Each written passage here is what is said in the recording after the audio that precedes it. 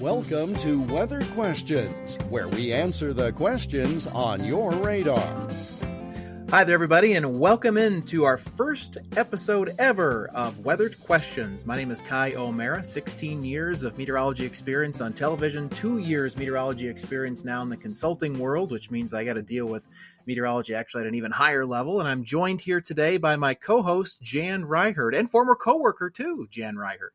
Yeah, we've been lucky enough to work together. My name is Jan Reichert, also a former broadcast meteorologist. Kai and I crossed paths during our time in Eastern Iowa, working together for several years.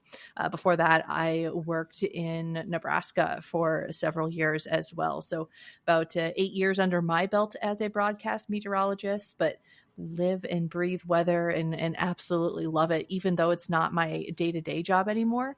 I think that makes it even more fun to get to do things like this in this podcast and being able to share my passion for weather.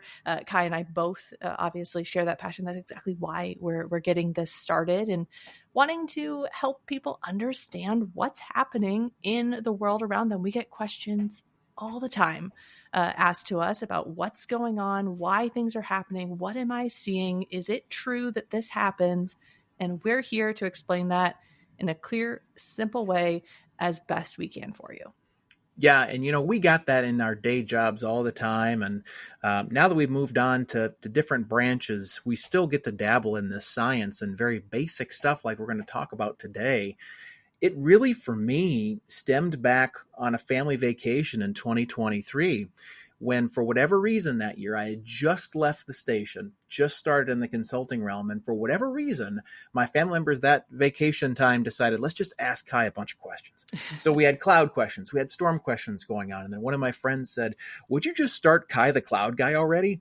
And I said, interesting. And then you and I talked, and you came up with the idea of, why don't we just start a podcast where we answer people's questions?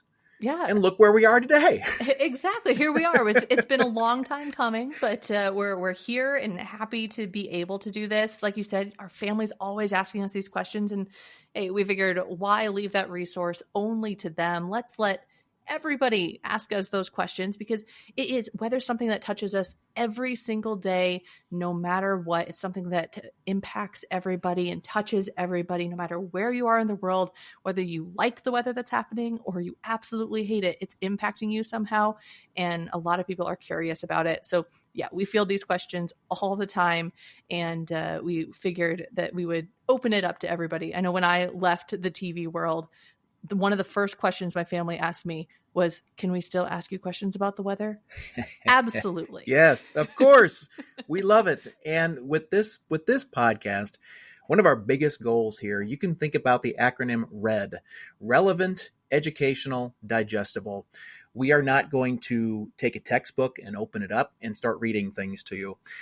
What we want to do, our main goal is, if there is a question on your mind, we want to make sure that we're answering the questions that are on your mind and it's relevant to what you need them for. We also want to make sure this is an educational program. We want to talk about why things happen.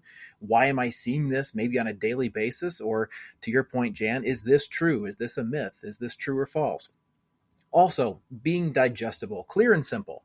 We want to break down all these complex ideas, which you and I did for many years.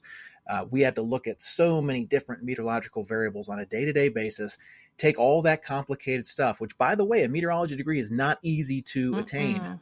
It's got still, I believe, an over 50% fail rate. Not that we want to turn that back around to you can only be half right and keep your job right. But that's a whole nother topic. That's a whole nother topic. But about half the graduates don't even make it through the major. Half the folks that want to get into the science don't even make it. So we want to make sure things are clear and simple. Break this down to an audience that we know all of you have various technical backgrounds. Some of you have no idea how a thermometer even operates, and that's okay. That's okay, right? I mean, there are topics that I know nothing about at all, but still enjoy trying to digest some of that information. So I think it's time, Jan, for one of the most common questions, and I think you can agree with this, that we have ever received in our meteorology career. We've seen this question in elementary school. We've heard it in intermediate, middle school, high school, even at very high-end groups. We've heard this from nursing homes and care centers? It's the simple, everyday question, Jan. Why is the sky blue?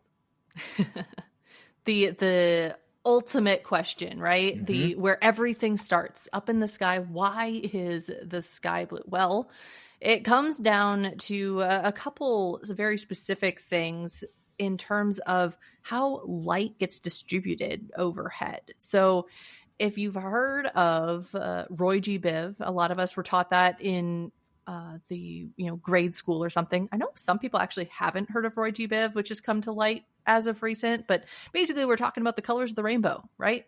Red, orange, yellow, ROY, G is green, BIV, blue, indigo, violet. So the colors of that light spectrum, or what you might see in a rainbow, which is related. We'll not get into rainbows today, but maybe for another episode.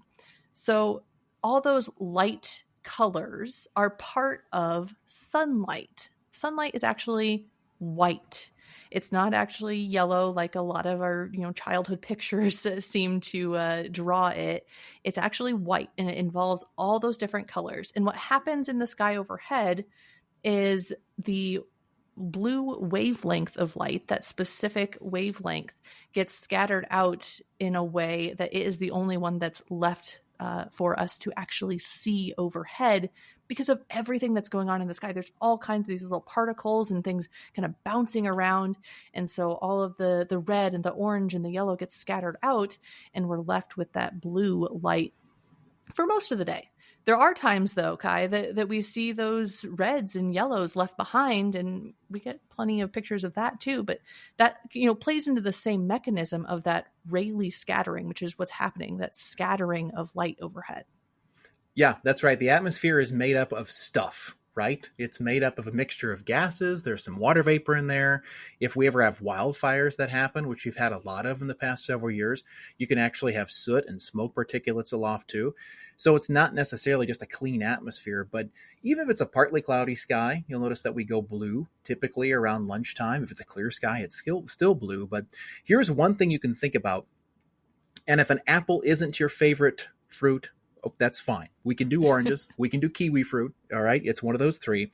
But I just want you to imagine that you've got a knife in your hand and you're ready to slice that fruit up. Let's just use an apple as an example. So if you take that sharp knife and you go right down the middle, you're hitting the skin of that apple at an exact 90-degree angle or close to it, which means that the knife doesn't really take a whole lot of time to go through that skin, and therefore you're not really getting a whole lot of exposure. So it's the shorter wavelengths that come to life with that one.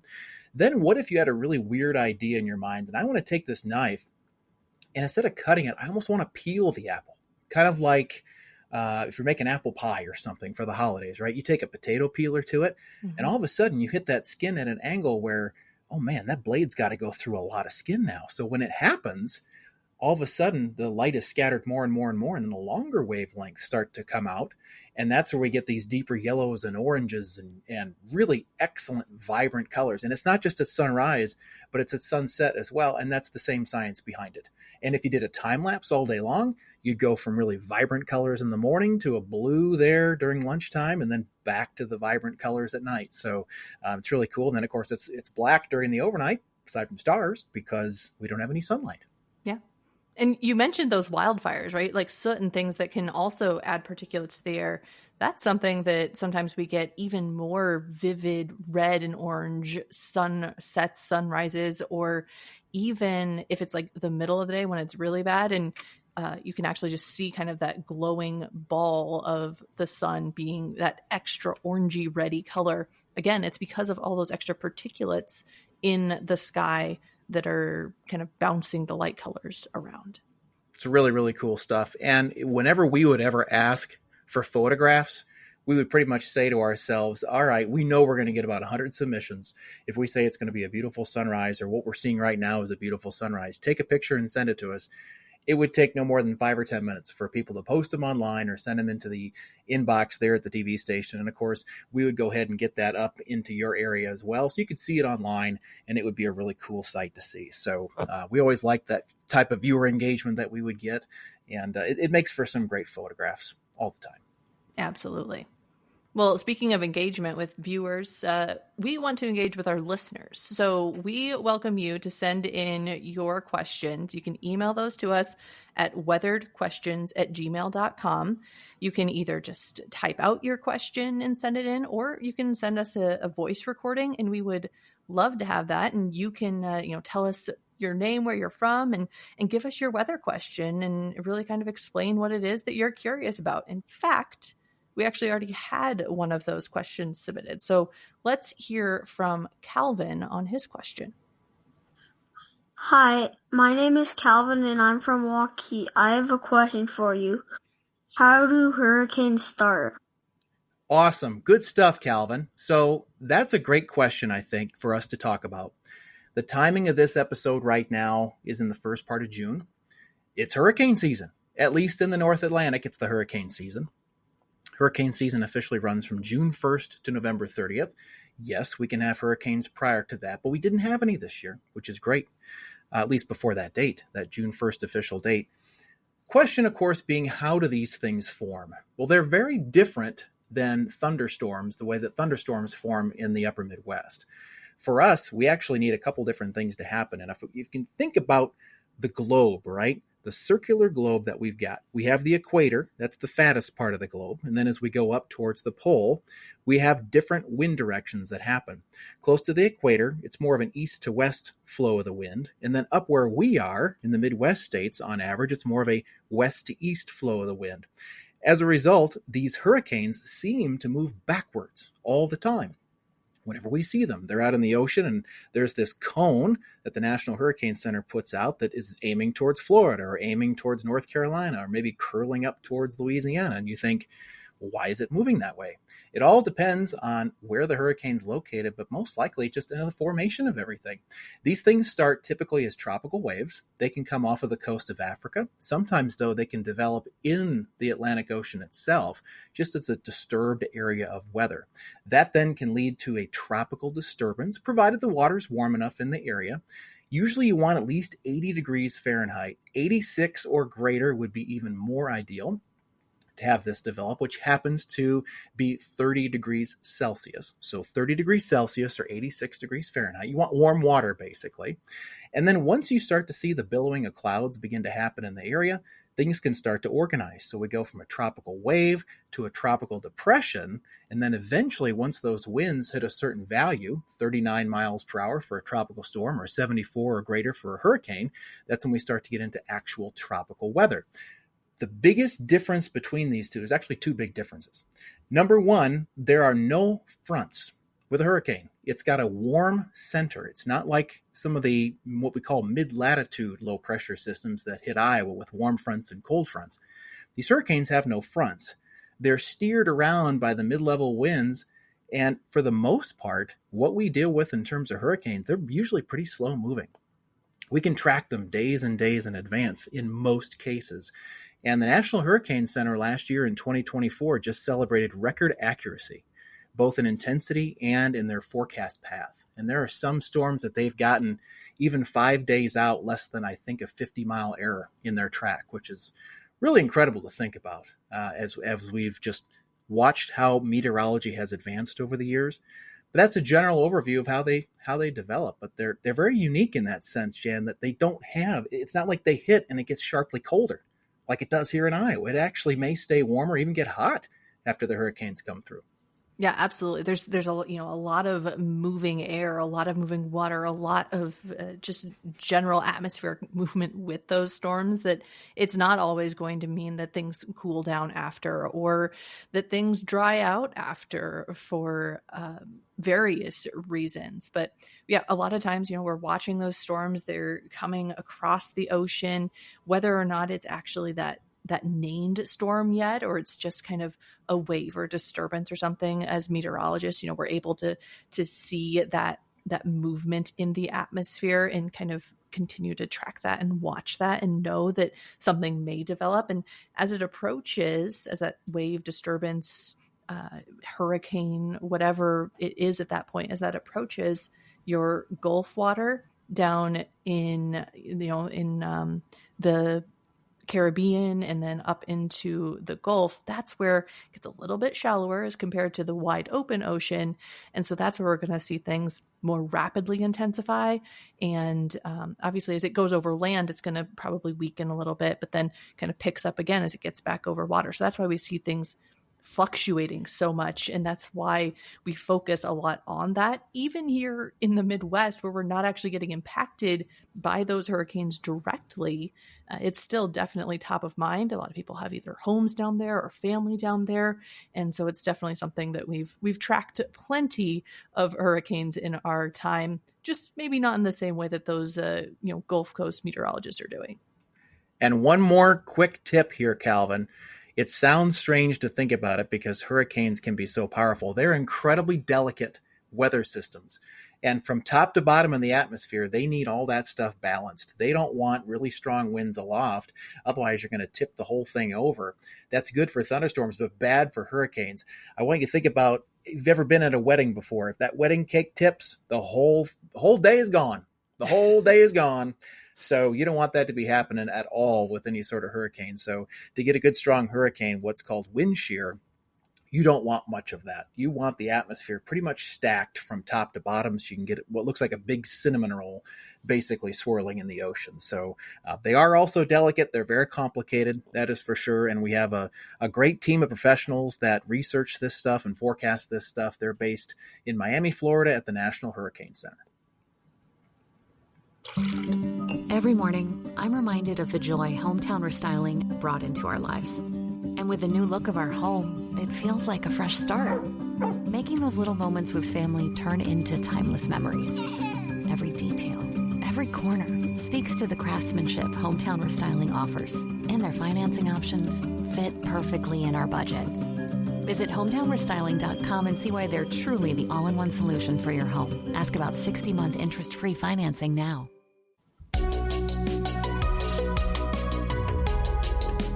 Today's trivia question. Well, today's trivia question, we're going to keep on the topic of hurricanes in the spirit of Calvin's question from earlier. So let's talk about what is the name of the hurricane rating scale, the scale that meteorologists use to rate hurricanes.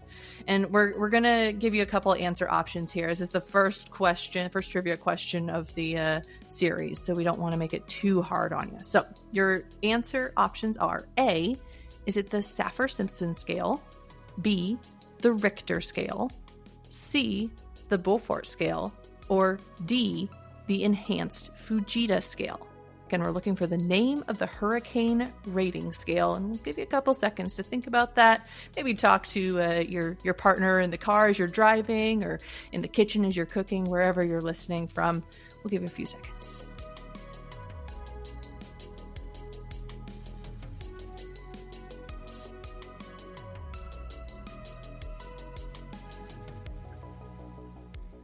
All righty. Time is coming due on the trivia question. Your four possible options again.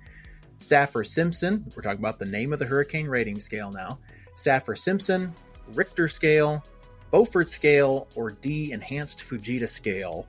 And the answer, my homemade drum roll. Amazing drum roll. Wasn't that awesome? It's fantastic. It's going to be A, the Saffir-Simpson scale. So give yourself a pat on the back if you got that one right. And I will tell you that the Saffir-Simpson scale is a pretty simple scale. It's based generally on wind, and that's all it is. And you've got your tropical storms, and you've got category 1, category 2, 3, 4, all the way up to a 5.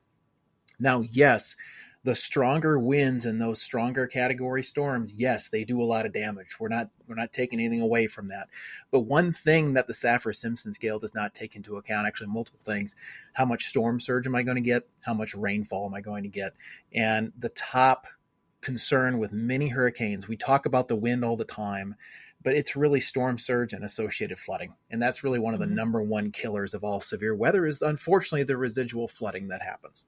Yeah, it is. And that's something that, like you noted, that it doesn't take into account is the amount of water that's coming. And so it's something as meteorologists, obviously we are still very safety focused and want everybody to be as safe as possible. As you see hurricanes coming in, the messaging often focuses a lot around the impacts of storm surge and the flooding and even the other things that a hurricane can have with it, like tornadoes and stuff like that. So there's a lot of different impacts of a hurricane that are not measured on that Saffir-Simpson scale. But what it does measure, plain and simple, is those wind speeds starting again around that 75 mile per hour mark and going up over 150.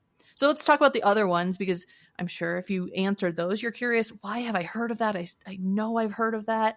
Well, B, the Richter scale, that is actually used to help measure earthquakes. So not directly related to weather, but, geology and earth sciences. So we get asked a lot about those kind of things too, especially as broadcast meteorologists. We were kind of the station scientists. So we know a few things about related topics that way as well.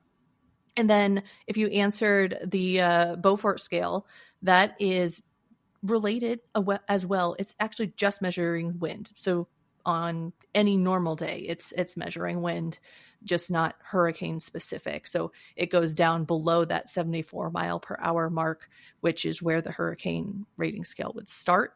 And then the last one, the enhanced Fujita scale, anyone from the Midwest has probably heard of this one, maybe by a shortened version of the name, the EF scale, which is how we measure our tornadoes. And that's something we talk a lot about and get a lot of questions as well, Kai, about how are those tornadoes rated, or when is this tornado going to be rated? Sometimes as a tornado is, as we're tracking that during severe weather, during coverage, people are asking what the tornado rating is. Well, that's not something we get right away. It takes time. It's a damage assessment, damage-based scale. And so a lot of times those National Weather Service surveyors, they have to go out and actually look at the damage and see. I mean, they are looking at things as detailed as how these beams are constructed and how are the footings put into the ground and what was this supposed to be rated for in terms of wind. And all that information goes together to help kind of create the end result, that damage indicated scale in the end. And it is important to note that the National Weather Service, really, they are the entity responsible for rating tornadoes. And a tornado rating does not come down based on what is measured by a weather station. What a tornado rating comes down from is it is an estimate based on the damage that it causes. And there are different tree damage thresholds, there are different building damage thresholds, and it's not just for maybe a single family residence, but it's for a school, it's for a hotel, it's for other commercial buildings that these tornadoes might hit, because an EF1 may behave very differently against a well-built single family home versus a 25-year-old commercial building with a roof that hasn't been maintained. So they take all that into account. And I know that it can be a spirited debate, and it's one of those things where the rating is the rating, and that's just what it comes down to. And some people say, well, I think it should have been a 4, or I think it should have been a 5. Well, it's not. And the National Weather Service is the entity responsible for doing that. And, they welcome all feedback and all different types of processes to make their process ultimately better. But at the end of the day, they're the ones that issue the ratings. So we just have to respect that at the end of the day. And regardless, when you have to deal with a tornado going into a community, you've got things that are damaged, there's going to be a cleanup effort. And one of the biggest things that we were told at a Weather Service workshop once is don't ever say only in EF0, only in EF1, because there's a really good chance whoever got hit by that just had one of the worst days of their lives, one way or the other. Absolutely. So we always want to respect whatever that rating is. Yeah. You can get hit by an EF0 or an EF1. And if you're the only house that got damaged, that is still very impactful to you. And on the flip side, is it an EF4 or is it an EF5? It's not a competition, right? Like everyone is impacted in some way, and we just want everybody to be safe. That is our biggest thing, after covering severe weather for the day and hearing that there was no injuries or fatalities. That was always a sigh of relief, I know, for us, was making sure that everyone is safe and informed and knew what to do when they needed to do it. And that is always a win in our book as meteorologists. And hopefully, feel a little bit more safe and informed after today's chat, because I think we covered some good topics here, Kai. I think we sure did. And by the way, kind of a random stat of the day, provided that you're listening to us from Iowa, we have gone without a May tornado, which means that that's the first time, I believe, since 2010 that we've done that. So now that we are in June is peak months of severe weather. So nature has a way of going into a lull for 4, 5, 6 weeks to try and lull you asleep before a huge warm front comes in and causes a whole bunch of problems. So just be ready for that as we go through the month. Also, be sure and join Jan and I next week. We're going to have some great stuff for Father's Day. We've got some great gift ideas for Dad if you haven't gotten that shopping done. Jan, you got it done yet? No. Remind me. I know I need to do it. It's on my list. Don't you worry. I'll remind you next week. And I hope all of you all have a chance to join us here on Weathered Questions next week. Also, don't forget, whatever is on your mind, please let us know. We want to hear from you. What are your weather wonderings? Email your weather-related questions to us at weatheredquestions. It's WEATHERED questions @gmail.com to join the conversation. We'll talk to you next week.